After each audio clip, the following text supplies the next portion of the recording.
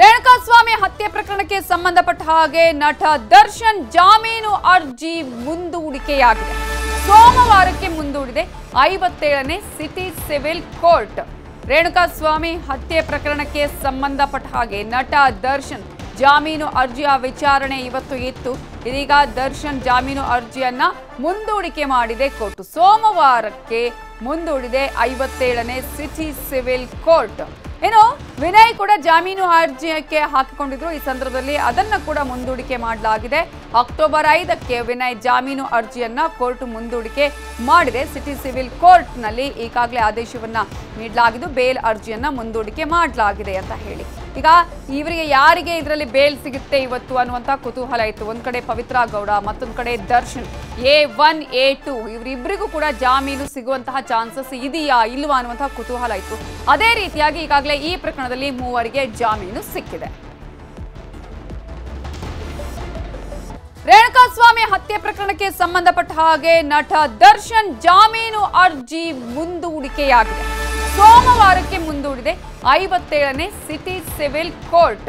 ರೇಣುಕಾಸ್ವಾಮಿ ಹತ್ಯೆ ಪ್ರಕರಣಕ್ಕೆ ಸಂಬಂಧಪಟ್ಟ ಹಾಗೆ ನಟ ದರ್ಶನ್ ಜಾಮೀನು ಅರ್ಜಿಯ ವಿಚಾರಣೆ ಇವತ್ತು ಇತ್ತು. ಇದೀಗ ದರ್ಶನ್ ಜಾಮೀನು ಅರ್ಜಿಯನ್ನ ಮುಂದೂಡಿಕೆ ಮಾಡಿದೆ ಕೋರ್ಟ್. ಸೋಮವಾರಕ್ಕೆ ಮುಂದೂಡಿದೆ 57ನೇ ಸಿಟಿ ಸಿವಿಲ್ ಕೋರ್ಟ್. ಏನು ವಿನಯ್ ಕೂಡ ಜಾಮೀನು ಅರ್ಜಿಯಕ್ಕೆ ಹಾಕಿಕೊಂಡಿದ್ರು. ಈ ಸಂದರ್ಭದಲ್ಲಿ ಅದನ್ನ ಕೂಡ ಮುಂದೂಡಿಕೆ ಮಾಡಲಾಗಿದೆ. ಅಕ್ಟೋಬರ್ 5ಕ್ಕೆ ವಿನಯ್ ಜಾಮೀನು ಅರ್ಜಿಯನ್ನ ಕೋರ್ಟ್ ಮುಂದೂಡಿಕೆ ಮಾಡಿದೆ. ಸಿಟಿ ಸಿವಿಲ್ ಕೋರ್ಟ್ ನಲ್ಲಿ ಈಗಾಗಲೇ ಆದೇಶವನ್ನ ನೀಡಲಾಗಿದ್ದು ಬೇಲ್ ಅರ್ಜಿಯನ್ನ ಮುಂದೂಡಿಕೆ ಮಾಡಲಾಗಿದೆ ಅಂತ ಹೇಳಿ. ಈಗ ಇವರಿಗೆ ಯಾರಿಗೆ ಇದರಲ್ಲಿ ಬೇಲ್ ಸಿಗುತ್ತೆ ಇವತ್ತು ಅನ್ನುವಂತ ಕುತೂಹಲ ಇತ್ತು. ಒಂದ್ ಕಡೆ ಪವಿತ್ರ ಗೌಡ, ಮತ್ತೊಂದ್ ಕಡೆ ದರ್ಶನ್ A1 A2 ಇವರಿಬ್ಬರಿಗೂ ಕೂಡ ಜಾಮೀನು ಸಿಗುವಂತಹ ಚಾನ್ಸಸ್ ಇದೆಯಾ ಇಲ್ವಾ ಅನ್ನುವಂತಹ ಕುತೂಹಲ ಇತ್ತು. ಅದೇ ರೀತಿಯಾಗಿ ಈಗಾಗಲೇ ಈ ಪ್ರಕರಣದಲ್ಲಿ ಮೂವರಿಗೆ ಜಾಮೀನು ಸಿಕ್ಕಿದೆ. ರೇಣುಕಾಸ್ವಾಮಿ ಹತ್ಯೆ ಪ್ರಕರಣಕ್ಕೆ ಸಂಬಂಧಪಟ್ಟ ಹಾಗೆ ನಟ ದರ್ಶನ್ ಜಾಮೀನು ಅರ್ಜಿ ಮುಂದೂಡಿಕೆಯಾಗಿದೆ. ಸೋಮವಾರಕ್ಕೆ ಮುಂದೂಡಿದೆ 57ನೇ ಸಿಟಿ ಸಿವಿಲ್ ಕೋರ್ಟ್. ರೇಣುಕಾಸ್ವಾಮಿ ಹತ್ಯೆ ಪ್ರಕರಣಕ್ಕೆ ಸಂಬಂಧಪಟ್ಟ ಹಾಗೆ ನಟ ದರ್ಶನ್ ಜಾಮೀನು ಅರ್ಜಿಯ ವಿಚಾರಣೆ ಇವತ್ತು ಇತ್ತು. ಇದೀಗ ದರ್ಶನ್ ಜಾಮೀನು ಅರ್ಜಿಯನ್ನ ಮುಂದೂಡಿಕೆ ಮಾಡಿದೆ ಕೋರ್ಟ್. ಸೋಮವಾರಕ್ಕೆ ಮುಂದೂಡಿದೆ 57ನೇ ಸಿಟಿ ಸಿವಿಲ್ ಕೋರ್ಟ್. ಏನು ವಿನಯ್ ಕೂಡ ಜಾಮೀನು ಅರ್ಜಿಯಕ್ಕೆ ಹಾಕಿಕೊಂಡಿದ್ರು. ಈ ಸಂದರ್ಭದಲ್ಲಿ ಅದನ್ನ ಕೂಡ ಮುಂದೂಡಿಕೆ ಮಾಡಲಾಗಿದೆ.